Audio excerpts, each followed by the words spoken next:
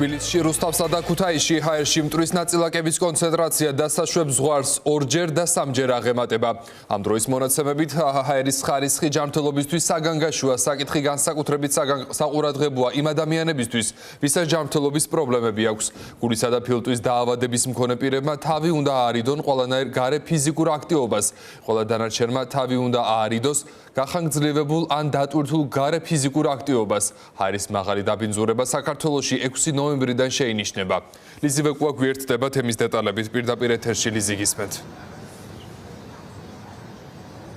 გიორგი, თითქმის უკვე ერთი თვეა საქართველოში, თითქმის ყველა ქალაქში, მაგრამ განსაკუთრებით თბილისში, ქუთაისში, ბათუმსა და რუსთავში სმოგი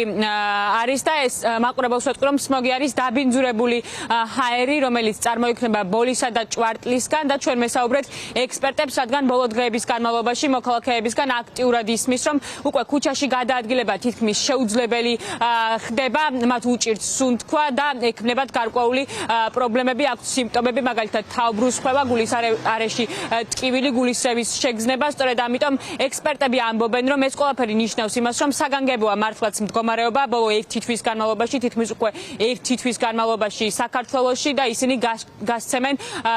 რიგით რეკომენდაციებს, მოუწოდებენ მოქალაქეებს განსაკუთრებით რისკ ჯგუფის ქვეშ მყოფ ადამიანებს, იმ ადამიანებს, რომლებსაც აქვს ჯანმრთელობის პრობლემები, სასუნთქი გზების დაავადებები, ასევე არიან ონკოლოგიური პაციენტები, ხანდაზმულები ან ორსულები, რომ შეიკავონ თავი გარეთ გადაადგილებისგან, დარჩნენ სახლში და იმ შემთხვევაში თუ აუცილებელია, რომ ისინი გარეთ გავიდნენ, მაშინ ატარონ პირბადე, ასევე ისინი ამბობენ, რომ ახლას საგანგაშოა და აუცილებელია, რომ მოქალაქეებმა შეწყვიტონ ვარჯიშიც ქუჩებში და იმ ადამიანებს, რომლებიც დარბიან, ვარჯიშობენ ქუჩებში, მოუწოდებენ, რომ ამ ყველაფრისგან თავის არიდება ახლა აუცილებელია, რადგან მათი ჯანმრთელობის მდგომარეობა კიდევ უფრო მეტად საფრთხეშია.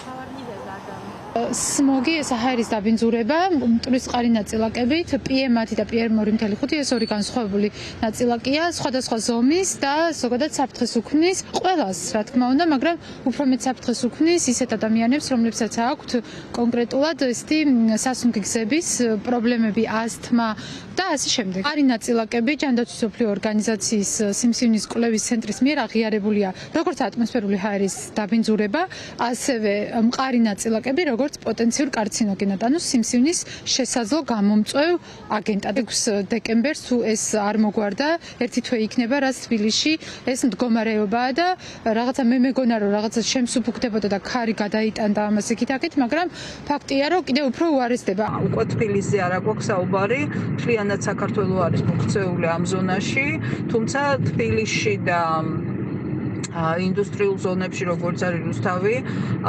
კიდევ უფრო გაუსაძლისი მდგომარეობაა თავისთავად, სწორედ იმიტომ, რომ აქ დაბინძურების დონე ისედაც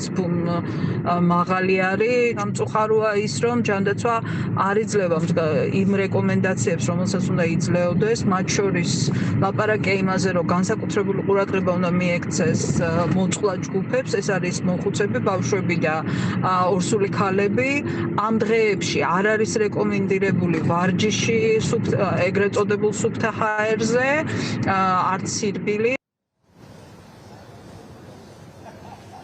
გარემოს ეროვნულმა დაცვის სააგენტომ სმოგთან დაკავშირებით განცხადება ბოლოს 24 ნოემბერს გამოაქვეყნა, თუმცა მაყურებელს ვეთქვი, რომ მათ შეუძლიათ ყოველდღიურად აკონტროლონ ვებგვერდის საშუალებით ნიშნულები ჰაერის ნაწილაკებთან დაკავშირებით, სმოგთან დაკავშირებით, თუმცა ექსპერტები ამაზეც საუბრობენ და ამბობენ, რომ ეს ყველაფერი არ არის საკმარისი და მოქალაქეებს, განსაკუთრებით ხანდაზმულ ადამიანებს არ აქვთ საკმარისი ინფორმაცია სმოგთან დაკავშირებით, სწორედ ამიტომ უწყებებს მოუწოდებენ, რომ მეტი ინფორმაცია მიაწოდონ მოქალაქეებს სმოგთან დაკავშირებით, რადგან მათი ჯანმრთელობის მდგომარეობა საფრთხის წინაშე დგას.